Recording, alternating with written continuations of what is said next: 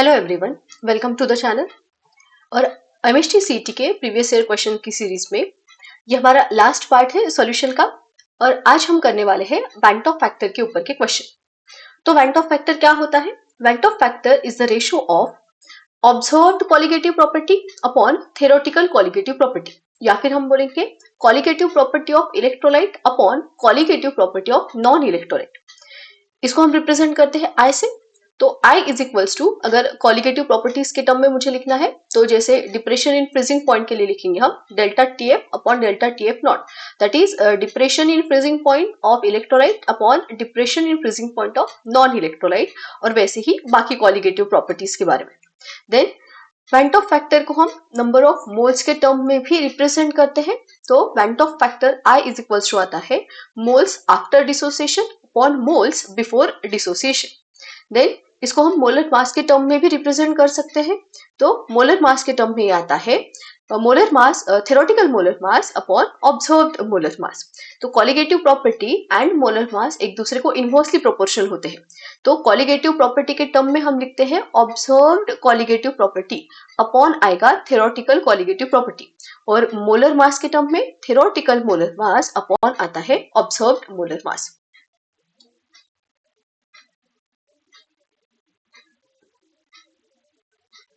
Then modified equation colligative properties के लिए van't Hoff factor को इंक्लूड करके, अभी देखो ये जो इक्वेशंस है, जो हमने फॉर्मूलेस लिखे हैं, ये इलेक्ट्रोलाइट के लिए है। अगर हमें क्वेश्चन में इलेक्ट्रोलाइट दिया है, अभी तक हमने जो सारे क्वेश्चन किए थे या फिर जो सारी चीजें पढ़ी थी वो नॉन इलेक्ट्रोलाइट के सॉल्यूशन के लिए पढ़ी थी, लेकिन अगर हमें इलेक्ट्रोलाइट का सॉल्यूशन दिया है तो उसके केस में हमें वैंट ऑफ फैक्टर लेना पड़ता है। तो कुछ नहीं, जो सारे फॉर्मूलेस है उसमें सिर्फ हमने राइट हैंड साइड में वैंट ऑफ फैक्टर को मल्टीप्लाई किया। जैसे हमारे पास लोअरिंग ऑफ पेपर प्रेशर का फॉर्मूला था, या फिर relative lowering of vapour pressure का ले लो, delta P upon P1 naught is equals to हमारे पास होता है W2 M1 अपॉन होता है M2 W1। सही है? तो बस ये नॉन इलेक्ट्रोलाइट के लिए है। अगर इलेक्ट्रोलाइट के लिए हम ये सेम फॉर्मूला कंसीडर करें तो हमको यहाँ पे सिर्फ वैंट ऑफ फैक्टर से मल्टीप्लाई करना होगा। तो सारे ही फॉर्मूले देख लो, सिर्फ हमने वैंट ऑफ फैक्टर से मल्टीप्लाई किया है, तो ये फॉर्मूले आ जाएंगे किसके लिए? इलेक्ट्रोलाइट के लिए। तो क्वेश्चन को अभी देखो, इस पार्ट में तो मैंने सारे ही इलेक्ट्रोलाइट वाले क्वेश्चन लिए हैं क्योंकि उसमें हमको वैंट ऑफ फैक्टर यूज करना पड़ता है, लेकिन एग्जाम में ये ऐसे सेपरेट करके क्वेश्चन नहीं होंगे। तो हमेशा क्वेश्चन पढ़ते समय ध्यान से पढ़ना है, पहले देखना है कि वो इलेक्ट्रोलाइट है या फिर नॉन इलेक्ट्रोलाइट है, मतलब हमारा फॉर्मूला कौन सा लगेगा, नहीं तो गलत करके आ जाओगे। ठीक है? तो क्वेश्चन को ध्यान से पढ़ना है। देन डिग्री ऑफ डिसोसिएशन आता है। Degree of dissociation and वैंट Hoff factor का रिलेशन हमें पता होना चाहिए। अल्फा होता है यहाँ पे डिग्री ऑफ डिसोसिएशन, और ये वैंट ऑफ फैक्टर के साथ रिलेटेड होता है। Alpha is equals to I-1 upon N-1, ये फॉर्मूला। ठीक है? और एक फॉर्मूला, इसको ही अगर थोड़ा सा रीअरेंज करेंगे तो हमारे पास फॉर्मूला होता है I is equals to 1 minus alpha plus होता है N अल्फा। ठीक है? I वैंट ऑफ फैक्टर है और अल्फा होता है डिग्री ऑफ डिसोसिएशन। एन क्या है? तो moles of ions octet. Moles of ions octet मतलब इलेक्ट्रोलाइट डिसोसिएट होने के बाद कितने आयंस फॉर्म करता है, वो होती है हमारी एन की वैल्यू। ठीक है? इसको क्वेश्चन में और अच्छे से देखेंगे हम। चलो क्वेश्चन स्टार्ट करते हैं। अभी सबसे पहला क्वेश्चन है हमारा 0.5 molar aqueous solution of weak acid. अभी मोलर मतलब मोलरिटी हमें दी है, तो स्मॉल m की वैल्यू हमें दी है 0.5 मोलर, मतलब होता है ये मोल पर केजी। ठीक है? ऑफ अ वीक एसिड, देखो एसिड लिखा है और एसिड तो डिसोसिएट होगा ही ना। एसिड क्या है? HX। ठीक है? अभी एक बार मैं यहाँ पे लिख देती हूँ, HX अगर है एसिड तो ये कैसे डिसोसिएट होगा? ये बनेगा H पॉजिटिव और बनेगा X निगेटिव। तो डिसोसिएशन के बाद कितने मोल्स आयंस बने हैं? 2, है ना? ये एक आयन और ये दूसरा आयन। तो डिसोसिएशन के बाद, इलेक्ट्रोलाइट डिसोसिएट होने के बाद कितने आयंस बनते हैं, वही हमारी N की वैल्यू होती है। तो मैं यहाँ पे N लिख देती हूँ 2। ठीक है? अभी आगे देखो, आगे क्या दिया है? Is 20% ionised. 20% आयोनाइज मतलब ये परसेंटेज डिसोसिएशन, मतलब परसेंटेज अल्फा की वैल्यू दी है, कितनी है? 20%। 20%, लेकिन मुझे परसेंटेज अल्फा नहीं चाहिए, मुझे अल्फा चाहिए। तो अल्फा इज इक्वल्स टू आता है 20 अपॉन 100। ठीक है? परसेंटेज अल्फा को 100 से डिवाइड कर दो, अल्फा आ जाएगा। तो अल्फा इज इक्वल्स टू क्या आ जाएगा? ये 0.2 आएगा, है ना? 10⁻², ऊपर जाएगा तो -2, 0.2 आ जाएगा ये। If KF of water is, then KF की वैल्यू हमको दी है। KF मतलब depression in freezing point constant. कितनी है 1.86 केल्विन केजी पर मोल। क्या पूछा है? The lowering in freezing point of solution is, lowering in freezing point मतलब ही हमें depression in freezing point that is delta TF पूछा है। सही है। अभी देखो डेल्टा टीएफ का फॉर्मूला हमारे पास होता है, delta TF is equals to होता है के एफ इंटू होता है, सही है, यही फॉर्मूला हमने यूज किया था। लेकिन क्योंकि ये क्वेश्चन इलेक्ट्रोलाइट के बारे में दिया है हमको, तो हमें फॉर्मूला यूज करना है delta TF is equals to I into K F into F. K F हमें दिया है, एम की वैल्यू भी दी है, क्या नहीं है हमारे पास? तो हमारे पास आई नहीं है, तो सबसे पहले हम निकालेंगे आई की वैल्यू। तो आई का फॉर्मूला होता है I is equals to 1 minus alpha plus N alpha. ये फॉर्मूलेज याद कर लेना। I is equals to 1 minus alpha plus n alpha. I is equals to 1 minus alpha की वैल्यू कितनी दी है 0.2 प्लस n की वैल्यू कितनी निकाली हमने 2 इंटू फिर से अल्फा तो 0.2 आ जाएगा। तो ये 1 माइनस 0.2, ठीक है लिख देते देखो 1 माइनस 0.2 ये 0.8 आ जाएगा, 0.8 और प्लस करेंगे हम तो 2 ये 0.4 आ जाएगा, 0.8 एंड 0.4 तो i इज इक्वल्स टू 1.2 आएगी इसकी वैल्यू। ठीक है, तो बस ये वैल्यू पुट करके सिर्फ सॉल्व करना है हमको। तो i कितना है? i है 1.2। दे kf कितना दिया है 1.86, ये है केल्विन केजी पर मोल, और इनटू मोलैलिटी कितनी दी है 0.5 मोल पर केजी। ठीक है, तो मोल इनवर्स मोल गया, केजी और केजी इनवर्स गया, केल्विन में आंसर आएगा। तो इसको अगर सॉल्व करेंगे हम तो ये 1.2 मल्टीप्लाइड बाय 1.86 मल्टीप्लाइड बाय 0.5 जो है, इसको सॉल्व करेंगे तो इसका जो आंसर आता है वो आता है 1.116। ठीक है, और 1.116 तो नहीं दिया है, तो इसको राउंड ऑफ करके हम 1.12 लेंगे और ये आता है केल्विन। तो ऑप्शन बी है इसका correct answer. Next question, if van't Hoff factor of monofluoroacetic acid is, monofluoroacetic acid का फॉर्मूला क्या होगा? मोनोफ्लोरोएसिटिक एसिड रहेगा हमारा FCH2COOH, है ना, ये रहेगा हमारा मोनोफ्लोरोएसिटिक एसिड। और कैसे डिसोसिएट होता है ये लिख ही लेते इसको। तो ये FCH2COO नेगेटिव और प्लस बनेगा H पॉजिटिव, है ना, इस तरह से डिसोसिएट होगा।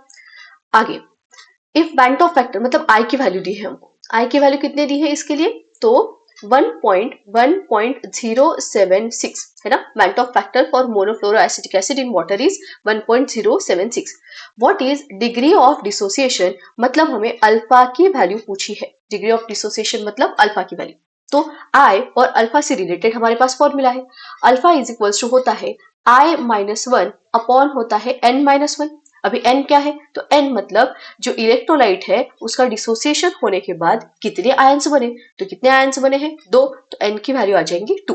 तो वैल्यूज पुट कर दो, i की वैल्यू है 1.076 माइनस 1 डिवाइडेड बाय n कितना है 2 माइनस 1, तो ये ऊपर आ जाएगा 0.076, है ना, और 2 माइनस 1 तो 1 ही आएगा, तो बस ये अल्फा की वैल्यू होगी हमारी 0.076।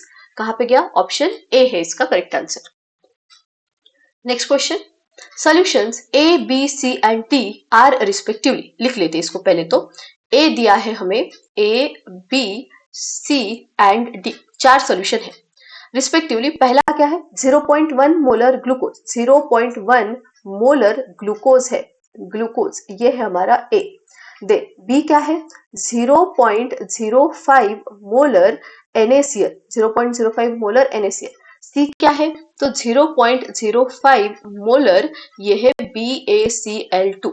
एंड डी है, ऑप्शन डी है हमारे पास 0.1 मोलर AlCl3। ठीक है, 4 सॉल्यूशन हमको दिए हैं।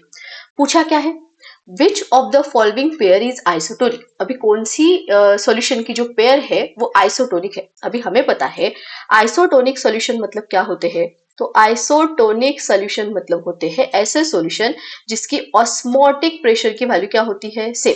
ऑस्मोटिक प्रेशर अगर क्या है सेम है तो उन सॉल्यूशन को हम बोलेंगे आइसोटोनिक सॉल्यूशन। अभी ऑस्मोटिक प्रेशर का कैलकुलेशन नहीं करते, हमें पता है हमें ऑस्मोटिक प्रेशर सेम कब आएगा जब उसमें नंबर ऑफ पार्टिकल्स जो है वो क्या होंगे सेम। अगर नंबर ऑफ पार्टिकल्स सेम है तो ऑस्मोटिक प्रेशर की वैल्यू भी क्या आ जाएंगी, सेम। तो हम क्या कैलकुलेट करेंगे, हम यहाँ पे कैलकुलेट करेंगे नंबर ऑफ पार्टिकल्स। जिन दो सॉल्यूशन के नंबर ऑफ पार्टिकल्स सेम होंगे उसका ऑस्मोटिक प्रेशर सेम रहेगा, मतलब वो दोनों आइसोटोनिक सॉल्यूशन रहेंगे। ठीक है, तो हमें नंबर ऑफ पार्टिकल्स यहाँ पे कैलकुलेट करने हैं। अभी वो कैसे कैलकुलेट करेंगे, देखो सबसे पहले ना हमें दिया है 0.1 मोलर ग्लूकोज सोल्यूशन। अभी ग्लूकोज जो है वो नॉन इलेक्ट्रोलाइट है। 0.1 मोलर का मतलब क्या होता है, पहले वो देखो। तो 0.1 मोलर इसका मतलब है कि हमने 0.1 मोल ग्लूकोज लिया है 1 लीटर सॉल्यूशन में। ठीक है, अभी यहाँ पे भी सब में मोलर दिया है, मतलब सब में जो वैल्यू है उतने मोल्स हमने लिए हैं इलेक्ट्रोलाइट या फिर नॉन इलेक्ट्रोलाइट के 1 लीटर सॉल्यूशन में। तो वॉल्यूम फिर से सब में क्या हो गया, सेम हो गया। तो हम सिर्फ मोल्स के टर्म में अभी बात करेंगे, है ना। ये बी का भी एक बार समझ लो, जैसे यहाँ पे ना 0.05 मोलर दिया है, इसका मतलब क्या है कि 0.05 मोल NaCl हमने 1 लीटर सॉल्यूशन में लिया है। ठीक है, तो हम मोल्स के टर्म में ही सिर्फ अभी बातें करेंगे, मोलर नहीं। तो ग्लूकोज पे थे हम। ग्लूकोज जो है वो हमारा नॉन इलेक्ट्रोलाइट है। ग्लूकोज के कितने मोल हमने लिए यहाँ पे, तो ग्लूकोज के हमने 0.1 मोल लिए हैं। तो ग्लूकोज क्योंकि नॉन इलेक्ट्रोलाइट है तो जितने मोल्स लिए उतने ही तो सॉल्यूशन में रहेंगे। इसका मतलब ग्लूकोज के टोटल मोल्स सॉल्यूशन में कितने हैं, तो 0.1 मोल ही प्रेजेंट है। ठीक, अभी NaCl का देखो। हमें पता है जो NaCl है, NaCl जो है वो एक NaCl से Na positive and Cl negative ion बनेगा। अभी NaCl के कितने मोल लिए हमने, तो हमने लिए हैं 0.05 मोल। लेकिन अगर एक NaCl से एक Na पॉजिटिव और एक Cl नेगेटिव आयन बनता है तो 0.05 मोल NaCl से 0.05 मोल Na पॉजिटिव आयन और 0.05 मोल Cl नेगेटिव आयन बनेगा। तो टोटल पार्टिकल्स कितने हो गए सॉल्यूशन में, तो दोनों को ऐड करना पड़ेगा। दोनों को ऐड करेंगे तो आंसर कितना आएगा, 0.05 प्लस 0.05, तो आंसर आएगा 0.1 मोल। इसका मतलब भले ही NaCl का कॉन्सेंट्रेशन 0.05 दिया है, मतलब हमने NaCl के 0.05 मोल ऐड किए हैं सॉल्यूशन में, लेकिन क्योंकि NaCl डिसोसिएट होता है तो डिसोसिएशन के बाद के जो मोल्स आए हैं सॉल्यूशन में वो 0.1 मोल रहेंगे दोनों के मिला के। ठीक, वैसे ही BaCl2 कितने मोल लिए हमने BaCl2 के, 0.05। लेकिन हमें पता है कि ये जो BaCl2 है ये सॉल्यूशन में जाके बनाएगा Ba2 पॉजिटिव और प्लस बनाएगा 2Cl नेगेटिव। सही है, तो एक BaCl2 से एक बेरियम 2 पॉजिटिव और 2 Cl नेगेटिव बने हैं। तो 0.05 मोल से इसके 0.05 मोल बनेंगे और इसके 2 इंटू 0.05 मोल बनेंगे, और दोनों को ऐड अगर हम करें तो 0.05 प्लस 0.10 आएगा ये, तो इसका आंसर 0.15। ऐसे इतने टोटल मोल रहेंगे किसके, BaCl2 के। वैसे ही AlCl3 का देखो। अभी देखो, ये तो मैंने समझाने के लिए आपको बता दिया, लेकिन अगर मुझे डायरेक्ट करना है तो मैं क्या करूंगी, इसको सिंपल वे से कर सकते हैं। जैसे नंबर ऑफ पार्टिकल देख लो, मतलब डिसोसिएशन के बाद कितने आयंस बनते हैं वो देख लो और उसको कॉन्सेंट्रेशन से मल्टीप्लाई कर दो। ठीक है, मैं समझाती हूँ। जैसे यहाँ पे NaCl डिसोसिएट होने के बाद कितने आयंस बनते, दो, Na positive and Cl negative. तो अगर मुझे टोटल मोल्स निकालने हैं तो कितने आयंस है, 2, और कॉन्सेंट्रेशन कितना दिया था, 0.05। तो 2 मल्टीप्लाइड बाय 0.05 करेंगे तो आंसर हमारा आता है 0.1। वैसे तो क्या था ना, ऐसे ही है, सेम ही है। अगर मैंने पहला बताया हुआ आप लोगों को समझा होगा तो वैसे करो, लेकिन शॉर्ट में इस तरह से भी कर सकते। BaCl2 का भी देख लो एक बार। BaCl2 का डिसोसिएशन होके कितने आयंस बने, एक Ba2 पॉजिटिव और 2 Cl नेगेटिव। टोटल कितने आयंस हो गए, 3। तो अगर मुझे नंबर ऑफ मोल्स डिसोसिएशन के बाद वाले निकालने हैं तो कितने आयंस है, 3 है, इनटू ओरिजिनल कॉन्सेंट्रेशन कितना था, 0.05 था। इसको सॉल्व करेंगे तो ये हमारा 0.15 आता है। ठीक है, अभी AlCl3 का देखो, है ना, शॉर्ट टिक लगा के करते, कैसे करेंगे। AlCl3 डिसोसिएट होके Al3 positive plus 3Cl negative बनता है। कितने आयंस हो गए, ये 1 और ये 3 हो गए 4। मुझे टोटल मोल्स आफ्टर डिसोसिएशन अगर निकालने हैं तो 4 को मल्टीप्लाई करेंगे ओरिजिनल कॉन्सेंट्रेशन से जो कि है 0.1। तो टोटल कितना हो गया, टोटल हो गया 0.4 मोल्स। ठीक है, अभी हमको क्या देखना था कि आइसोटोनिक सॉल्यूशन कौन सा है। तो आइसोटोनिक सॉल्यूशन कौन से होते हैं, जिसमें नंबर ऑफ मोल्स क्या हो, सेम। जिसमें नंबर ऑफ मोल्स सेम होंगे वो आइसोटोनिक सॉल्यूशन रहेगा। तो किसके नंबर ऑफ मोल्स सेम है, ये देखो, A के 0.1 और B के भी नंबर ऑफ मोल्स कितने आए हैं, 0.1। बाकी इसके तो 0.15 है, लास्ट वाले के 0.4 है। तो किसके मोल्स सेम है, A और B के। तो ए और बी में क्योंकि number of moles that is number of particle same है, तो दोनों का ऑस्मोटिक प्रेशर सेम रहेगा और दोनों आइसोटोनिक सोल्यूशन रहेंगे। तो ए और बी कहां पे दिया है? ऑप्शन डी में। तो डी इसका करेक्ट आंसर है। Then next, which of the following salts of same concentration, देखो मतलब सारे के सारे जो है उनका कॉन्सेंट्रेशन सेम है, मोलैरिटी सेम रहेगी, will have same value of Bantoff factor as that of the K4FeCN6। अभी वो बोल रहा है कि जो चारों सॉल्ट है उसका कॉन्सेंट्रेशन सेम है, ठीक है, तो जो सेम है उसके बारे में डिस्कस नहीं करेंगे हम कॉन्सेंट्रेशन को स्किप करते चलेंगे, ठीक है, क्योंकि कॉन्सेंट्रेशन तो सेम ही है ना, तो सब में सेम ही रहेगा उसका फैक्टर। क्या पूछा है? Will have same value of van't Hoff factor. Van't Hoff factor किसके लिए सेम रहेगा? जितना वैंटॉफ फैक्टर K4FeCN6 का है। तो पहले एक काम करते हैं, मैं पहले K4FeCN6 का वैंटॉफ फैक्टर निकाल लेती हूँ।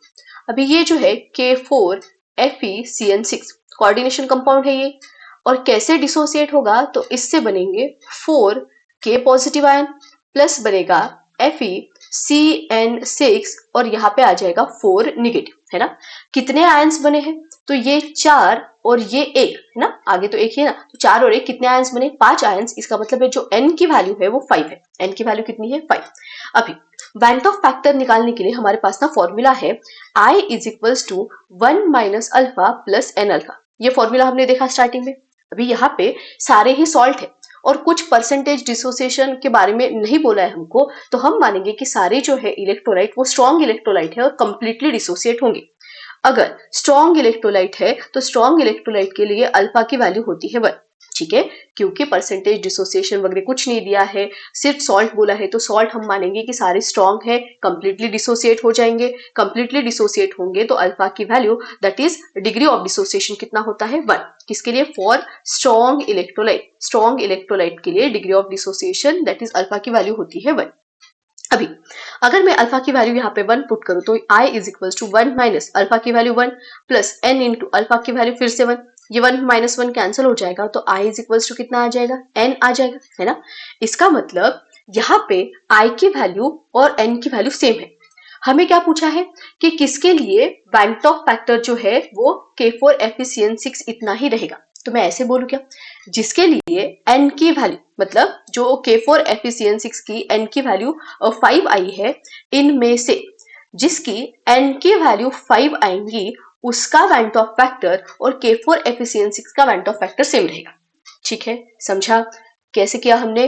क्योंकि अल्फा की वैल्यू 1 है स्ट्रॉन्ग इलेक्ट्रोलाइट के लिए, तो I इज इक्वल्स टू हो जाएगा n, मतलब van't Hoff factor is equals to n हुआ। हमने K4FeCN6 के लिए n की वैल्यू निकाली 5, n की वैल्यू इसके लिए 5 है, तो इसमें से जिसके लिए n की वैल्यू 5 होगी उसका वैंटॉफ फैक्टर और K4FeCN6 का वैंटॉफ फैक्टर क्या रहेगा? सेम रहेगा। ठीक, तो अभी हम कैलकुलेट करेंगे सारे ही ऑप्शन में किसकी वैल्यू? n की वैल्यू, और जिसके लिए n की वैल्यू 5 आ जाएंगी वो हमारा इस क्वेश्चन का आंसर रहेगा। एक मिनट, इसको मैं मिटा दूं।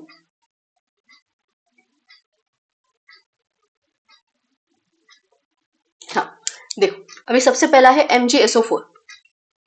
सबसे पहला है MgSO4, तो MgSO4 मैग्नीशियम सल्फेट कैसे डिसोसिएट होगा? Mg2 पॉजिटिव प्लस बनेगा SO4 डाई नेगेटिव, है ना। कितने आयंस बने हैं? 2, तो n की वैल्यू कितनी हो गई? 2। हमको कितनी चाहिए? 5, तो ये हमारा आंसर नहीं है। दूसरा देखो Na2SO4 सोडियम सल्फेट, ये बनाएगा 2Na पॉजिटिव प्लस बनता है SO4 डाई नेगेटिव। कितने आयंस बने? 3, तो n की वैल्यू कितनी हो गई? 3। ये भी हमारा आंसर नहीं है। थर्ड देखो Al2SO4 थ्राइस, ये कैसे डिसोसिएट होगा? 2Al3 पॉजिटिव प्लस बनेगा 3SO4 डाई नेगेटिव। कितने आयंस बने? ये 2 और ये 3, टोटल मिला के 5, दैट इज n की वैल्यू कितनी है? 5। और इसकी और K4FeCN6 की n की वैल्यू क्या होगी? सेम। इसका मतलब दोनों के लिए वैंटॉफ फैक्टर की वैल्यू भी क्या हो जाएंगी? सेम हो जाएगी, इसलिए हमारा आंसर है यहाँ पे option C. Next question, Which of the following equation is not correct for Van't factor? कौन सा Van't factor के लिए करेक्ट नहीं है? तो पहला है theoretical molar mass upon observed molar mass। देखो हमने स्टार्टिंग में ही देखा था फॉर्मूला, यहाँ पे इसके पहले है,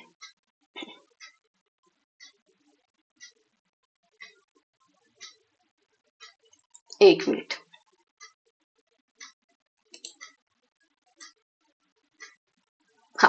ये देखो मोलर मास के लिए theoretical molar mass upon observed molar मास आता है ना। तो थेरोटिकल अपॉन ऑब्जर्व चाहिए है क्या? हाँ, पहले ऑप्शन में theoretical molar mass upon observed molar मास है तो ये करेक्ट है। दूसरे इसमें ऑब्जर्व्ड अपॉन थेरोटिकल दिया है तो ये तो गलत है ना, और यही तो हमको पूछा है, तो बी रहेगा answer. Then pi observed upon pi theoretical, n observed upon n theoretical, ये सही है। कॉलिगेटिव प्रॉपर्टी के बारे में observed colligative property upon theoretical colligative property होता है, तो ये सही है। तो ऑप्शन बी रहेगा इसका करेक्ट आंसर, जो कि गलत है। Then Van't of factor I for aqueous solution of non-electrolyte is, याद रखना है नॉन इलेक्ट्रोलाइट के लिए, नॉन इलेक्ट्रोलाइट के लिए जो हमारा Van't of factor I होता है इसकी वैल्यू होती है 1। आई की वैल्यू क्या रहेंगी 1 फॉर नॉन इलेक्ट्रोलाइट, क्योंकि number of moles after dissociation और बिफोर डिसोसिएशन सेम ही रहेंगे। तो आई का फॉर्मूला हमने देखा था ना स्टार्टिंग में, moles after dissociation upon moles before dissociation, दोनों सेम है, तो आंसर क्या आ जाएगा 1। तो नॉन इलेक्ट्रोलाइट के लिए Van't of factor 1 होता है। कहां पे गया ये option C equal to 1। Next question, solutions A, B, C and D are respectively 0.2 molar urea, 0.1 molar NaCl, 0.05 molar BaCl2 and 0.05 molar AlCl3. All solutions are isotonic with each other except, बोल रहा है कि सारे solution isotonic है एक को छोड़ के। तो आइसोटोनिक कौन रहेंगे? जिसका ऑस्मोटिक प्रेशर सेम होता है। ऑस्मोटिक प्रेशर कब सेम रहेगा? जब नंबर ऑफ मोल्स क्या रहेंगे? सेम। तो बस नंबर ऑफ मोल्स निकाल लो और उसके बाद देख लो कि किसमें नंबर ऑफ मोल्स सेम नहीं है, वही बाकी तीनों से अलग रहेगा। ठीक है, अभी ध्यान दो, ये इलेक्ट्रोलाइट है, इलेक्ट्रोलाइट के केस में डिसोसिएशन होता है, नंबर ऑफ मोल्स डिसोसिएशन के बाद वाले अलग आएंगे, तो हमको डिसोसिएशन करने के बाद वाले नंबर ऑफ मोल्स निकालने हैं। पहला सॉल्यूशन क्या है? ए क्या दिया है हमें? ए दिया है 0.2 मोलर यूरिया। इसका मतलब क्या है? 0.2 मोल हमने लिए हैं यूरिया के 1 लीटर में, तो 0.2 मोल यूरिया हो गया। और क्योंकि यूरिया नॉन इलेक्ट्रोलाइट है तो डिसोसिएशन के बाद भी इसके जो मोल्स है वो 0.2 ही रहेंगे, तो टोटल मोल्स जो है सॉल्यूशन में वो 0.2 मोल है ए के। देन बी हमने क्या लिया है? बी है 0.1 मोलर NaCl, मतलब 0.1 मोल NaCl का हमने लिया होगा। और NaCl कैसे डिसोसिएट होता है? Na positive and Cl negative, तो टोटल आयंस कितने बने? 2 मल्टीप्लाइड बाय ओरिजिनल कॉन्सेंट्रेशन 0.1, तो टोटल 0.2 मोल्स रहेंगे सॉल्यूशन में। ठीक है, क्योंकि NaCl डिसोसिएट हुआ है। दे ऑप्शन सी मतलब सी सॉल्यूशन जो है वो दिया है 0.05 मोलर BaCl2, BaCl2। ठीक है, तो BaCl2 फिर से इलेक्ट्रोलाइट है, कैसे डिसोसिएट होगा? Ba2 positive plus 2Cl negative, कितने आयंस बने? 2 एंड 1 3, मल्टीप्लाइड बाय कॉन्सेंट्रेशन 0.05 है, और इसको अगर हम सॉल्व करें तो ये आएगा 0.15 है ना, 0.15 मोल्स आएंगे। तो मुझे दिख तो रहा है कि पहला और दूसरा 0.2 है और तीसरा इन दोनों से अलग है, तो यही आंसर चाहिए हमारा। लेकिन एक बचा है लास्ट वाला, तो उसके भी मोल्स निकाल लेते हैं। डी क्या दिया है हमें? 0.05 मोलर AlCl3। ठीक है, इसका मतलब AlCl3 डिसोसिएट होगा Al3 positive and 3Cl negative, total ions कितने हो गए? 4 मल्टीप्लाइड बाय कॉन्सेंट्रेशन 0.05, तो ये आंसर आएगा 0.2 मोल। सही है, तो सब में 0.2 मोल है एक्सेप्ट सी। अभी देखो सी सॉल्यूशन में जो मोल्स है वो अलग है, मतलब ये आइसोटोनिक नहीं है। ठीक, अभी सी कहाँ पे दिया है? तो ऑप्शन ए में दिया है, तो हमारा आंसर ऑप्शन ए है। इधर सी टिक करके नहीं आना, सी को अगर मार्क कर दिया तो सी में ए दिया है, ए नहीं है हमारा आंसर। हमारा आंसर सॉल्यूशन सी है और ऑप्शन में ऑप्शन ए है।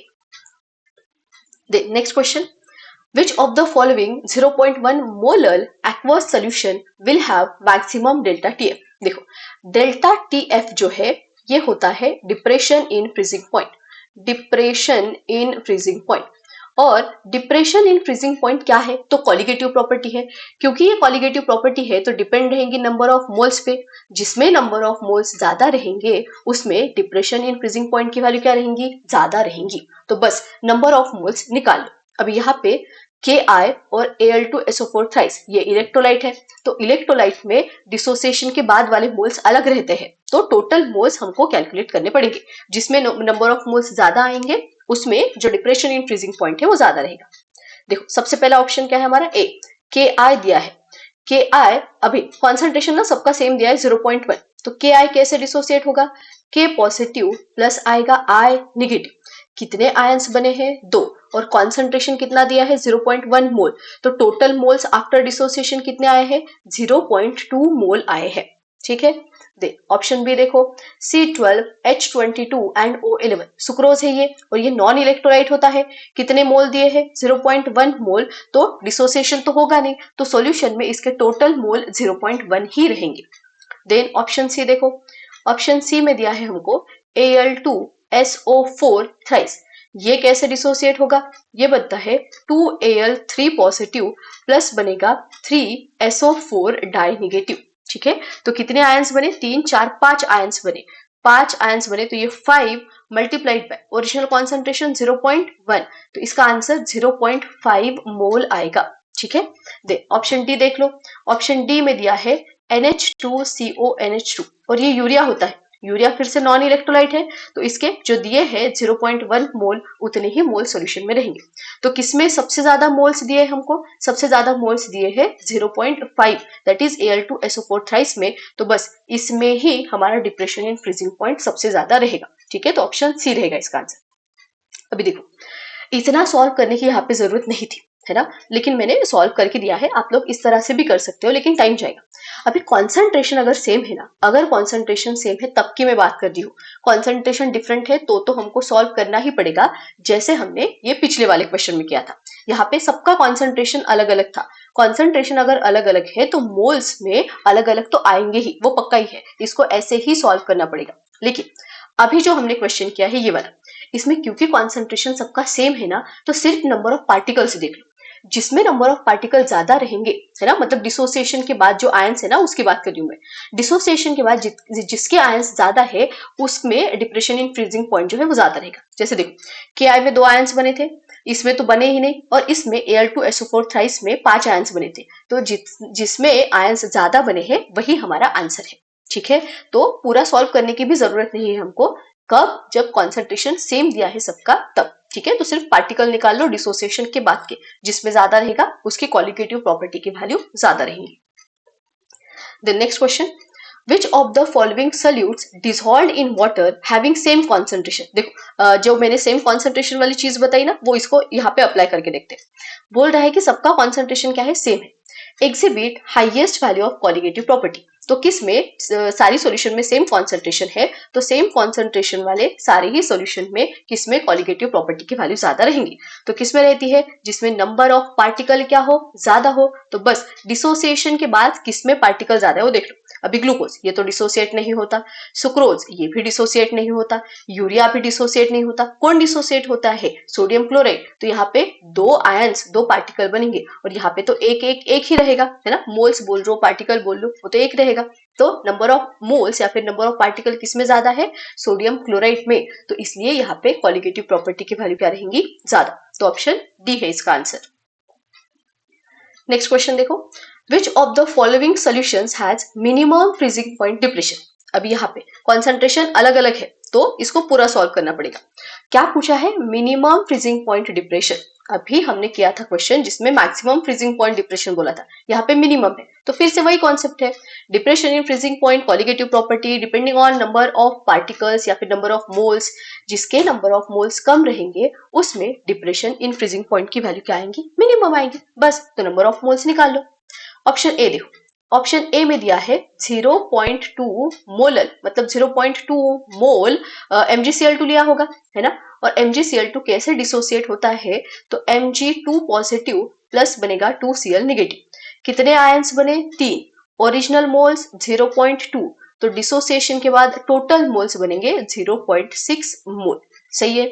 दे नेक्स्ट बी देखो, ऑप्शन बी में 2 मोलल मतलब 2 मोल AlCl3 लिया है, अभी AlCl3 कैसे डिसोसिएट होगा, Al3 positive plus 3Cl negative, कितने आयंस बने 4, मल्टीप्लाइड बाय कितने मोल्स है टोटल दिए हुए 2, तो ये 8 मोल रहेंगे, है ना, और मुझे नहीं लगता कि इससे ज्यादा, अच्छा कम वाला पूछा है ना, ठीक है सॉरी, कम वाला पूछा है तो सॉल्व करते आगे। देन ऑप्शन सी 0.2 मोल क्या दिया है हमें, KCl, KCl कैसे डिसोसिएट होगा, K पॉजिटिव और Cl निगेटिव, दो आयंस बने हैं तो 2 मल्टीप्लाइड बाय कितने मोल्स 0.2, तो इसका आंसर 0.4 मोल आएगा। देन है ऑप्शन डी 0.1 मोलल मतलब 0.1 मोल NaCl लिया होगा। और NaCl कैसे डिसोसिएट होता है, Na positive plus Cl negative, कितने आयंस बने 2 मल्टीप्लाइड बाय ओरिजिनल 0.1 मोल्स थे तो इधर 0.2 मोल रहेंगे। तो किसमें नंबर ऑफ मोल सबसे कम है, लास्ट ऑप्शन में, तो बस इसमें ही डिप्रेशन इन फ्रीजिंग पॉइंट सबसे कम रहेगा और यही हमारा आंसर है। Then next question, which of the following solutions exhibit lowest value of boiling point elevation assuming complete dissociation। ठीक है, complete dissociation हो रहा है और lowest value of boiling point elevation। अभी एलिवेशन इन बॉइलिंग पॉइंट भी फिर से colligative property number of moles पे डिपेंड रहेंगी, जिसमें नंबर ऑफ मोल्स कम रहेंगे उसमें ही एलिवेशन इन बॉइलिंग पॉइंट भी क्या होगा, कम होगा। बस वैसे ही सॉल्व करना है जैसे हमने इसके पहले वाला क्वेश्चन किया है। देखो ए में क्या दिया है 0.1 मोलल मतलब 0.1 मोल लिया है हमने किसका, AlCl3 का। AlCl3 डिसोसिएट होता है Al3 positive plus 3Cl negative, कितने particle 4 multiplied by original moles 0.1 तो ये होगा 0.4। दे ऑप्शन बी 0.01 मोल क्या लिया है हमने MgCl2। MgCl2 Mg2 positive plus बनेगा 2Cl नेगेटिव, कितने आयंस हो गए 3 है ना, मल्टीप्लाइड बाय 0.01 तो ये आ जाएगा 0.03। सही है। दे ऑप्शन सी 1 मोलल KCl। अभी देखो 1 मोल लिया है तो इसके ना 2 मोल से बनेंगे तो वो सबसे ज्यादा रहेंगे, तो इसको मैं नहीं लिखने वाली अभी, मैं लिख रही हूँ ऑप्शन डी को डायरेक्ट 0.5 मोल NaCl। तो NaCl कैसे डिसोसिएट होगा, Na पॉजिटिव प्लस बनेगा Cl नेगेटिव, दो आयंस बने हैं तो 2 मल्टीप्लाइड बाय ओरिजिनल मोल्स 0.5 तो ये आ जाएगा 1 मोल। तो सबसे कम मोल्स कहाँ पे है, ऑप्शन बी में। तो एलिवेशन इन बॉइलिंग पॉइंट भी लोएस्ट किस में रहेगा, ऑप्शन बी में, that is 0.01 molar MgCl2। Next question देखो, what is osmotic pressure of solution of 1.7 gram CaCl2। ठीक है, क्या पूछा है, तो पूछा है ऑस्मोटिक प्रेशर मतलब हमें पाई की वैल्यू निकालनी है। What is osmotic pressure of solution of, then 1.7 gram मतलब W2 हमें दिया है 1.7 ग्राम। दे CaCl2, अभी देखो CaCl2 क्या है, इलेक्ट्रोलाइट है, कैसे डिसोसिएट होगा, CaCl2 डिसोसिएट होगा Ca2 positive plus 2Cl negative, कितने आयंस बने हैं 2 एंड एक 3 मतलब N की वैल्यू 3 है, ये हमने लिख लिया। अभी आगे देखते हैं। इन 1.25 डीएम क्यूब वाटर मतलब वॉल्यूम दिया है, कितना है 1.25 डीएम क्यूब मतलब लीटर, एट 300 केल्विन मतलब टेम्परेचर हमें दिया है 300 kelvin. If बैंट Hoff factor and molar मास मतलब I की value and molar mass M2 दिया है, कितना 2.47 एंड 111 ग्राम पर मोल। हाँ, और निकालना क्या है पाई, तो बस सारी वैल्यू तो दी है, क्योंकि CaCl2 इलेक्ट्रोलाइट है तो हमारे पास पाई का फॉर्मूला अभी हो जाएगा I इंटू W2RT अपॉन में आ जाएगा M2 इंटू V। ठीक है, ये I याद रखना है।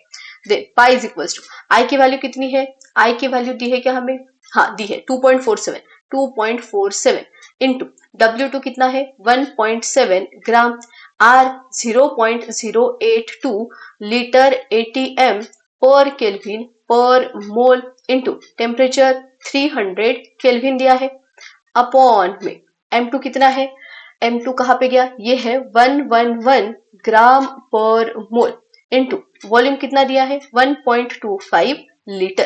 तो ये लीटर कैंसिल हो गया, केल्विन इनवर्स केल्विन गया, मोल इनवर्स ग्राम, सिर्फ बचा है यहाँ पे एटीएम। और इसको सॉल्व कर लेना, इसको अगर हम सॉल्व करेंगे ये है,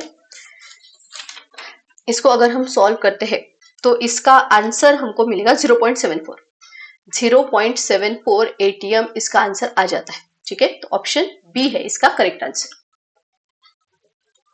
next question, calculate the osmotic pressure of 0.2 molar aqueous KCl solution. Osmotic pressure निकालना है मतलब हमें पाई की वैल्यू निकालनी है ऑफ 0.2 मोलर मतलब M मोलरिटी दी है, 0.2 मोलर मतलब होता है मोल पर लीटर दिया है, एक्वस केसीएल, अभी केसीएल क्या है? इलेक्ट्रोलाइट। याद रखना है केसीएल डिसोसिएट होगा के पॉजिटिव सीएल निगेटिव, एन की वैल्यू 2। ठीक है, डिसोसिएशन के बाद इसको लिख दो, काम में आया तो ठीक है, नहीं तो फिर रहने दो।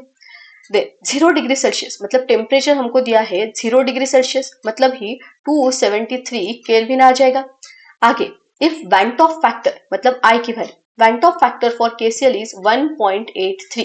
ठीक है, और आर दिया है, निकालना क्या था? ऑस्मोटिक प्रेशर, मतलब हमें पाई की वैल्यू निकालनी है। तो हमारे पास फॉर्मूला है pi is equals to I into M into R into T, यही तो रहेगा ना। तो आई की वैल्यू 1.83, एम मोलैरिटी कितना दिया है? 0.2, आर दिया है 0.082 इंटू टेम्परेचर कितना है? 273। ठीक है, तो इसको अगर हम सॉल्व करेंगे 1.83, 0.2, 0.082, 273, इसको सॉल्व करेंगे तो इसका आंसर हमारा आता है 8.19 ATM। ठीक है, और राउंड ऑफ करके इन्होंने दिया है 8.2 ऑप्शन में, तो 8.2 ATM ये हमारा आंसर आ जाएगा। ऑप्शन ए है इसका correct answer. They next question, if 0.15 molar aqueous solution of KCl freezes at 0.15 molar ना, मतलब मोलैलिटी दी है हमें, इसको लिख लेते हैं।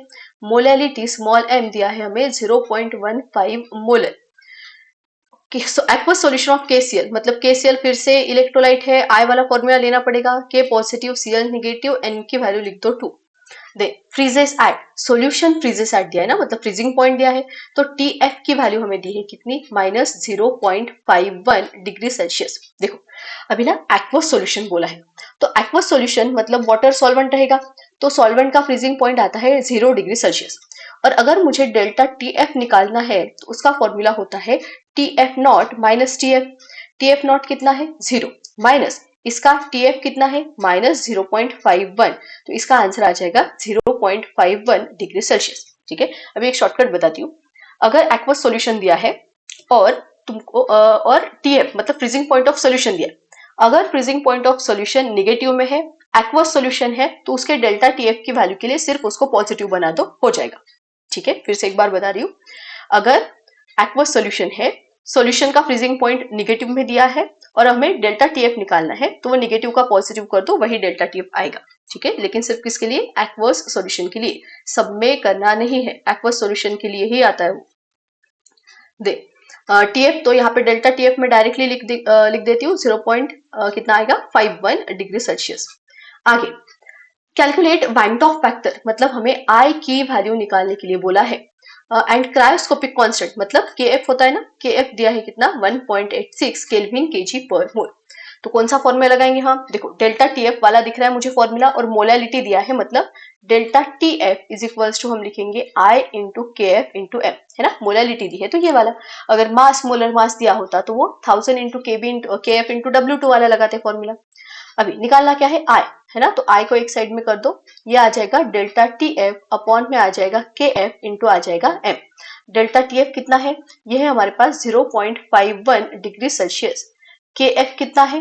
ये है हमारे पास 1.86 केल्विन केजी पर मोल इंटू मोलैलिटी, मोलैलिटी कितनी दी है हमें? 0.15 मोलल मतलब होता है मोल पर केजी। सही है, अभी देखो हमको पता है अगर डेल्टा टी है तो डिग्री सेल्सियस और केल्विन में उसकी वैल्यू सेम होती है, तो मैं ये डिग्री सेल्सियस और ये केल्विन को कैंसिल कर रही हूँ, क्योंकि इस डिग्री सेल्सियस को मैं केल्विन भी लिख सकती हूँ। ठीक है, इसके पहले वाले वीडियोस में हमने ये चीज बहुत डिटेल में डिस्कस की है। देख मोल इनवर्स मोल चला गया, केजी इनवर्स केजी गया, कुछ यूनिट नहीं बचा है। देख इसको अगर हम सॉल्व करेंगे, इसको सॉल्व करेंगे तो इसका आंसर आता है 1.82। ठीक है, इसको सॉल्व कर लेना, इसका आंसर आएगा 1.82, तो ऑप्शन सी रहेगा इसका correct answer. Then next question, a 0.5 molar aqueous solution of monofluoroacetic acid. देखो मोलैलिटी दी है कितनी? 0.5 मोलर मतलब मोल पर केजी। ठीक है, मोनोफ्लोरोएसिटिक एसिड फ्रीजेस एट, देखो फिर से सॉल्यूशन का फ्रीजिंग पॉइंट दिया है कितना? टीएफ दिया है हमें -1 डिग्री सेल्सियस। मैं यहाँ पे डायरेक्ट डेल्टा टीएफ लिख दूंगी 1 डिग्री सेल्सियस, क्योंकि एक्वस सॉल्यूशन है। कैलकुलेट वैंट ऑफ फैक्टर मतलब फिर से आई की वैल्यू निकालनी है ना, इसके पहले जो था वैसे ही क्वेश्चन है। And cryoscopic constant that is K F की वैल्यू दी है कितनी? 1.86। तो हमारे पास formula delta T F is equals to I into K F into m. तो I इज इक्वल्स टू आ जाएगा डेल्टा TF अपॉन में आ जाएगा क्या KF into M। Delta TF कितना है 1 अपॉन KF 1.86 और मोलालिटी है 0.5। तो इसको अगर हम सॉल्व करेंगे तो इसका आंसर आता है 1.075, जिसको राउंड ऑफ करके यहाँ पे दिया है 1.08। तो 1.08 ऑप्शन ए इसका करेक्ट आंसर रहेगा। The next question, which from the following solution of 0.1 molar each on complete dissociation exhibit highest osmotic pressure? देखो इसमें बोला है 0.5 मोलर ईच, मतलब सबका कॉन्सेंट्रेशन क्या है सेम। अभी सबका कॉन्सेंट्रेशन अगर सेम है तो हमने पढ़ा है कि सिर्फ आयंस डिसोसिएट कर लो, जिसमें ज्यादा नंबर ऑफ आयंस बनेंगे उसमें ज्यादा पार्टिकल होंगे और ज्यादा कॉलिगेटिव प्रॉपर्टी की वैल्यू। हमें क्या पूछा है ऑस्मोटिक प्रेशर हाईएस्ट किस में रहेगा, तो फिर से ऑस्मोटिक प्रेशर कॉलिगेटिव प्रॉपर्टी है, नंबर ऑफ मोल्स पे डिपेंड रहेंगी और कॉन्सेंट्रेशन क्योंकि सेम है तो मैं यहाँ पे सिर्फ आयंस के डिसोसिएशन के बाद वाले आयंस निकाल मतलब कंपाउंड के डिसोसिएशन के बाद वाले आयंस काउंट करूंगी, जिसमें आयंस ज्यादा उसमें ऑस्मोटिक प्रेशर की वैल्यू ज्यादा। तो Li2SO4 कैसे डिसोसिएट होगा, ये डिसोसिएट होता है 2Li positive 2 lithium positive sorry positive 2 positive नहीं 2 लिथियम पॉजिटिव प्लस आएगा SO4 डाई नेगेटिव। कितने आयंस बने 3। देन KCl कैसे डिसोसिएट होता है K positive plus Cl negative. कितने आयंस बने 2। देन Al2SO4 थ्राइस तो 2Al3 पॉजिटिव प्लस बनेगा 3SO4 डाई नेगेटिव। कितने आयंस बने 5। देन आता है MgSO4 तो Mg2 positive plus SO4 die negative. कितने आयंस बने 2। तो सबसे ज्यादा आयंस किस में बने हैं ये Al2SO4 थ्राइस में, तो इसमें ही सबसे ज्यादा ऑस्मोटिक प्रेशर रहेगा। ठीक है, कॉन्सेंट्रेशन सेम था इसलिए डायरेक्ट किया, कॉन्सेंट्रेशन डिफरेंट होता तो इसके पहले हमने जैसे क्वेश्चन किए हैं डिटेल में वैसे करते। The next question, assuming complete dissociation arrange the following solutions in order of decreasing osmotic pressure। फिर से वही है, डिक्रीजिंग ऑस्मोटिक प्रेशर में लगाना है तो नंबर ऑफ मोल्स सिर्फ हम यहाँ पे निकाल लेंगे। देखो यही पे लिखती हूँ मैं 0.5 मोल Li2SO4, तो Li2SO4 डिसोसिएट होगा 2 लिथियम 2 पॉजिटिव 2 पॉजिटिव नहीं 2 लिथियम पॉजिटिव प्लस बनेगा SO4 डाई नेगेटिव, है ना। कितने आयंस है 3 आयंस है यहाँ पे और ओरिजिनल कितने मोल्स थे 0.5 मोल, तो कितना आ जाएंगे 1.5 मोल्स आ जाएंगे टोटल, है ना। दे KCl कैसे डिसोसिएट होगा K positive plus Cl negative. कितने आयंस बने 2, ओरिजिनल मोल्स 0.05, तो ये आंसर आ जाएगा हमारा 0.1 मोल। ठीक, दे ये Al2SO4 थ्राइस तो 3 positive plus SO4 3SO4 die negative. कितने आयंस बने 5 और ओरिजिनल कितना था 0.1। कितने आएंगे ये आएंगे 0.5 moles, total moles 0.5। And then आता है हमारा BaCl2, तो ये बनेगा Ba2 positive plus 2Cl negative. कितने आयंस 3 और ओरिजिनल मोल्स 0.15, तो कितना आ जाएगा ये 0.75 है ना, 15 15 30 15 35 0.45 मोल्स आएंगे। ठीक है, अभी ऑस्मोटिक प्रेशर, पहले तो मोल्स का ऑर्डर लिख देते हैं। मोल्स का ऑर्डर किस क्या है, तो सबसे ज्यादा मोल्स है हमारे 1.5 ना, ये Li2SO4 में Li2, एक काम करती हूँ मैं नंबर ही लिखती हूँ, Li2SO4 सबसे ज्यादा मोल्स है हमारे 1 में। देन आ जाएगा हमारा ये 3 है ना, 1 के बाद 3, देन 0.45 मतलब ये हमारा 4 आ जाएगा। एंड देन सबसे कम है 0.1 2 में, तो ये नंबर ऑफ मोल्स हो गए। और जो नंबर ऑफ मोल्स का ऑर्डर रहेगा वही तो ऑस्मोटिक प्रेशर का ऑर्डर रहेगा ना, तो क्या रहेगा 1 देन 3 देन 4 एंड देन रहेगा 2। तो बस देखो कहाँ पे है ये ऑर्डर, ऑप्शन ए 1 3 4 2। ठीक है, तो यही रहेगा इसका करेक्ट आंसर।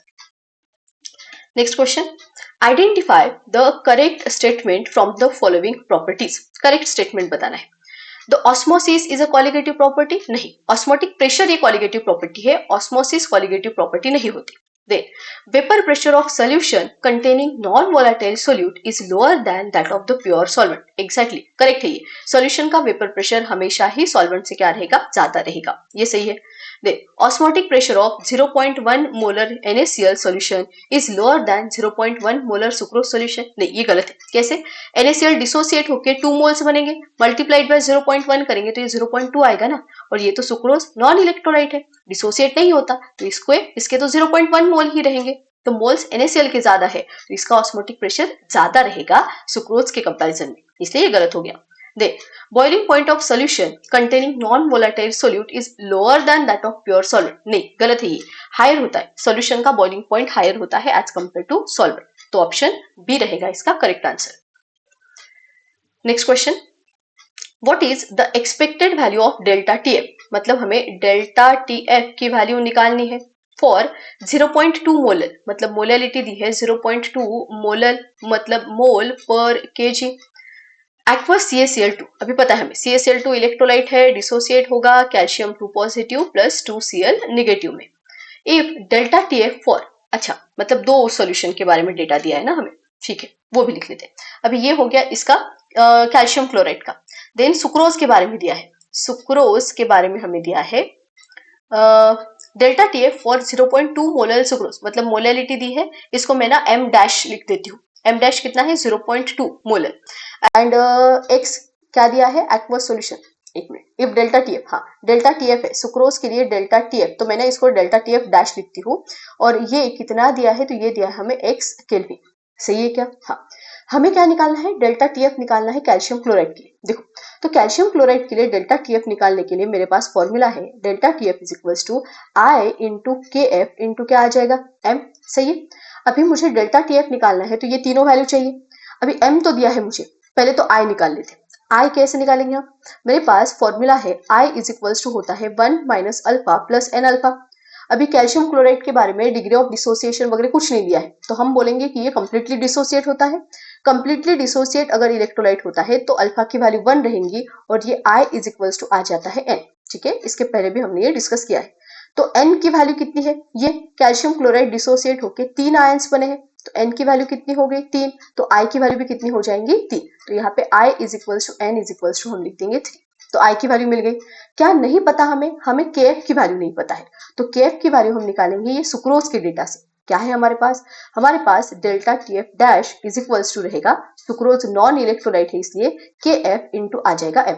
अभी यूज कर सकते हैं क्या ये वैल्यू हम ऊपर, हाँ बिल्कुल, क्योंकि KF की वैल्यू जो है वो सॉल्वेंट के ऊपर ही डिपेंड होती है, दोनों में एक्वस सॉल्यूशन लिखा है, इसका मतलब वाटर जो है वो सॉल्वेंट है दोनों में, तो यहाँ से KF की वैल्यू निकाल के हम ऊपर लिख सकते हैं। तो KF इज इक्वल्स टू आ जाएगा डेल्टा TF डैश अपॉन में आ जाएगा M, डेल्टा TF डैश कितना है X और M कितना दिया है, सॉरी M डैश लिखना पड़ेगा ना, M डैश कितना है 0.2, ठीक है, तो 0.2 को मैं रहने देते ऐसे रहने दो, ऐसे ही रहने दो, ठीक है। KF की वैल्यू हो गई, अभी ऊपर delta TF is equals to I कितना है लिया हमने 3 इंटू KF कितना है X अपॉन 0.2 आया है हमारा, और M मोलैलिटी कितनी दी है 0.2, तो बस ये और ये कैंसिल हो गया और हमारा बचा है 3x, और यही तो हमें निकालना था, तो डेल्टा TF कितना आ गया, डेल्टा TF आ गया 3x, ऑप्शन सी है इसका answer. Next question, calculate percent dissociation, मतलब हमें निकालना है परसेंट अल्फा निकालना है हमें ऑफ 0.02 मोलर, मतलब मोलैलिटी हमें दी है 0.02 molar. If it's freezing point depression, मतलब डेल्टा TF कितना दिया है 0.046, ठीक है, और KF की वैल्यू हमें दी है 1.86, देन N की वैल्यू हमें दी है 2। अभी देखो परसेंटेज अल्फा कैसे निकालेंगे, तो परसेंटेज अल्फा का और डिप्रेशन इन फ्रीजिंग पॉइंट का डायरेक्ट रिलेशन नहीं है, लेकिन मैं डेल्टा TF वाले फॉर्मूले से I निकाल सकती हूँ पहले, देन I और अल्फा का फॉर्मूला हमें पता है तो पहले I निकाल लेते हैं। Delta TF is equals to आएगा I into KF into M, ठीक है, I इज इक्वल्स टू आ जाएगा डेल्टा TF अपॉन में KF इंटू M आ जाएगा।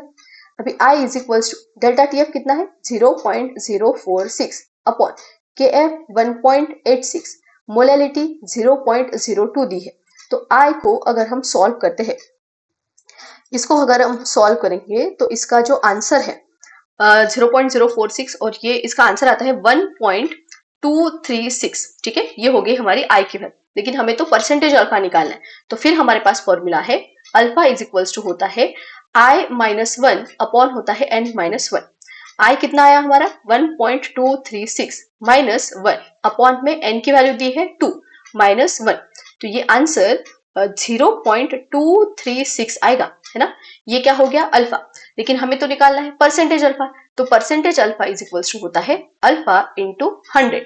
तो इसको 100 से मल्टीप्लाई करेंगे तो ये 23.6% आता है। तो ऑप्शन बी इसका करेक्ट आंसर रहेगा। Next question, find the expected value of delta TB. मतलब हमें डेल्टा टीबी की वैल्यू निकालनी है, डेल्टा टीबी की वैल्यू निकालनी है। मोलैलिटी दी है 1 मोलर, किसके लिए, AlCl3 के लिए। तो देखो AlCl3 इलेक्ट्रोलाइट है, कैसे डिसोसिएट होगा, ये बनेगा हमारा Al3 positive plus 3Cl negative, सही है। हाँ, आगे देखो, तो इसकी n की वैल्यू भी निकाल ही लेते हैं ना, 3 और 1 4, n की वैल्यू 4 आ जाएंगे, ठीक। In water if solution of non electrolyte of same concentration, दूसरा सोल्यूशन दिया है जिसका कॉन्सेंट्रेशन सेम है, मतलब उसकी भी मोलैलिटी कितनी आ जाएंगी, 1। इसको मैं m डैश लिख देती हूँ। हैज डेल्टा टीबी, तो इसको हम डेल्टा टीबी डैश लिखेंगे, कितना है, x केल्विन है, ठीक है। अभी जो हमने कैल्शियम क्लोराइड वाला क्वेश्चन किया ना, वैसे ही ये हमें पता है। इसके लिए अगर मुझे डेल्टा टीबी निकालना है, यहाँ पे लिखती हूँ मैं इसका कैलकुलेशन। अगर मुझे डेल्टा टीबी निकालना है तो डेल्टा टीबी का फॉर्मूला है I into K F into क्या आ जाएगा, m। अभी I की वैल्यू कैसे निकालेंगे, तो मुझे पता है ये स्ट्रॉन्ग इलेक्ट्रोलाइट है, कंप्लीटली डिसोसिएट होगा, अल्फा 1 रहेगा, तो I is equals to n होता है। तो n की वैल्यू 4 है, तो I की भी वैल्यू कितनी हो जाएंगी, 4। तो I मिल गया। क्या नहीं हमारे पास, तो KF नहीं है, तो KF निकालेंगे हम ऊपर वाले गिवन डेटा से। क्यों, क्योंकि दोनों एक्वस सॉल्यूशन है, इसके लिए जो KF की वैल्यू रहेंगी वही KF की वैल्यू AlCl3 के लिए भी रहेंगी। तो पहले इससे KF निकालो। इसमें क्या आएगा, delta TF dash is equals to आ जाएगा KF इंटू आ जाएगा m dash. KF is equals to आ जाएगा delta TF dash upon m dash. Delta TF dash x upon m dash कितना है, पर, तो KF की वैल्यू x आई है। दे, ये KF की वैल्यू मुझे यहाँ पे पुट करनी है। तो I 4 है, KF x है, मोलैलिटी 1 है, तो कितना आ जाएगा, ये 4x। तो बस हो गया आंसर, ऑप्शन डी है इसका करेक्ट आंसर। नेक्स्ट क्वेश्चन देखो, according to the following equimolar solution, according to increasing arrange the following equimolar solution. Equimolar मतलब कॉन्सेंट्रेशन सेम है, इक्वल मोलर का कॉन्सेंट्रेशन है ना। Increasing order of osmotic pressure, तो osmotic pressure के increasing order में लगाना है, कॉन्सेंट्रेशन सेम है, तो सिर्फ हमें नंबर ऑफ आयंस निकालने हैं। तो देखो KCl कैसे डिसोसिएट होगा, K positive Cl negative, number of ions 2, है ना। वो देखो इधर जो सारे कंपाउंड है ना, वो कहीं ना कहीं पे हमने पहले वाले क्वेश्चन में उसका डिसोसिएशन देख लिया है, तो मैं यहाँ पे डायरेक्ट लिख रही हूँ। KCl से 2 आयंस बनेंगे, BaCl2 कितने आयंस बनेंगे, 3। AlCl3 कितने आयंस बनेंगे, 4। एंड जो हमारा Al2SO4 थ्राइस है, इससे कितने आयंस बनते हैं, 5। किसमें नंबर ऑफ आयंस ज्यादा है, इसमें Al2SO4 थ्राइस में। अच्छा ऑर्डर निकालना है ना, तो यही आएगा 1 में सबसे कम, देन 2, देन 3 एंड देन क्या आ जाएगा, 4, है ना। तो KCl, BaCl2, AlCl3 and Al2SO4 thrice कहाँ पे दिया है, ऑप्शन सी। ऑप्शन सी है इसका correct answer. They osmotic pressure of equimolar concentration of calcium chloride and urea at same temperature are। देखो osmotic pressure दिया है, equimolar मतलब दोनों का concentration same है, तो CaCl2 के लिए जो osmotic pressure है वो दिया है हमें 0.6 atm, ठीक है। एंड यूरिया के लिए जो दिया है, यूरिया, तो यूरिया को ना मैं पाई डैश से रिप्रेजेंट कर देती हूँ, और ये दिया है हमें 0.25 atm। हाँ, और क्या दिया है, calculate van't Hoff factor for CaCl2, मतलब I की वैल्यू, वैंट ऑफ फैक्टर की वैल्यू मुझे निकालनी। देखो CaCl2 का फॉर्मूला आएगा हमारा pi is equals to I into C into R into T, और ये यूरिया के लिए हमारा फॉर्मूला आएगा pi dash is equals to C into R into T. देखो आर टी तो सेम ही है, और इसने खुद ने बोला है कि इक्विमोलर है, मतलब दोनों का कॉन्सेंट्रेशन भी सेम रहेगा, तो ये CRT और CRT कैंसिल हो जाएगा, और अगर मैं इसको डिवाइड करके लिखूं तो ये pi upon pi dash is equals to सिर्फ I बचेगा, है ना। मैंने दोनों इक्वेशन को डिवाइड कर दिया, CRT कैंसिल हो जाएगा, pi upon pi dash is equals to I बचेगा। तो I की वैल्यू मुझे पाई अपॉन पाई डैश, पाई कितना है 0.6, पाई डैश कितना है 0.25, तो अगर ये 0.6 डिवाइडेड बाय 0.25 इसको अगर हम सॉल्व करें तो इसका आंसर आता है 2.4, ठीक है। तो ऑप्शन बी है इसका करेक्ट आंसर। देख ये लास्ट क्वेश्चन है, क्या दिया है हमें, which from the following units of concentrations of solutions is temperature dependent. देखो जो कॉन्सेंट्रेशन की टर्म है उसमें अगर वॉल्यूम है तो वॉल्यूम जो है वो डिपेंड होता है टेम्परेचर के ऊपर, वॉल्यूम होता है टेम्परेचर के ऊपर dependent.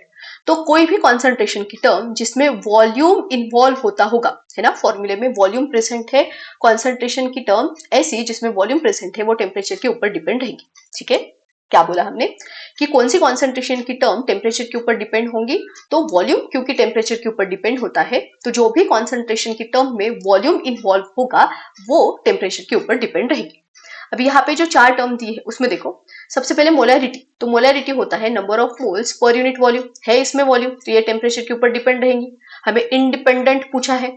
Mole fraction, mole fraction में number of moles upon number of moles, है ना, number of moles of solute upon number of moles of, मतलब टोटल जितने भी मोल्स रहते हो, तो नंबर ऑफ मोल्स में तो मास और मोलर मास ही आता है ना, यहाँ पे कुछ वॉल्यूम प्रेजेंट ही नहीं है, तो बस यही हमारी टर्म रहेंगी टेम्परेचर से independent. Then percentage by volume, mass by volume, नाम में ही वॉल्यूम है तो ये टेम्परेचर के ऊपर डिपेंड रहेंगे। नेक्स्ट क्वेश्चन देखो, विच of the following unit of concentration is temperature dependent, कौन टेम्परेचर के ऊपर डिपेंड है, तो जिसमें वॉल्यूम आएगा। देखो परसेंटेज बाय मास, मास वाली टर्म है। मोल फ्रैक्शन, इसमें भी मास ही आता है। मोलैरिटी में भी मास आता है, लेकिन molarity number of moles per unit volume होता है, तो ये टेम्परेचर के ऊपर डिपेंड रहेंगी। Then which of the following units of concentration is temperature dependent, फिर से परसेंटेज बाय मास, इसमें सिर्फ मास है, नहीं रहेंगे डिपेंड। परसेंटेज बाय वॉल्यूम ये डिपेंड रहेंगी, क्यों, क्योंकि वॉल्यूम है इसमें। मोल फ्रैक्शन भी नहीं होती डिपेंड और मोलैलिटी भी डिपेंड नहीं होती। क्या डिपेंड रहेगा टेम्परेचर के ऊपर, तो परसेंटेज बाय वॉल्यूम। तो यहाँ पे हमारे सॉल्यूशन के जितने भी टॉपिक के ऊपर जो भी अलग अलग क्वेश्चन आए हैं, अलग अलग टाइप के क्वेश्चन आए हैं, वो सारे यहाँ पे सॉल्व हो गए हैं। अभी हम नेक्स्ट वीडियो में स्टार्ट करेंगे नया चैप्टर। Thank you.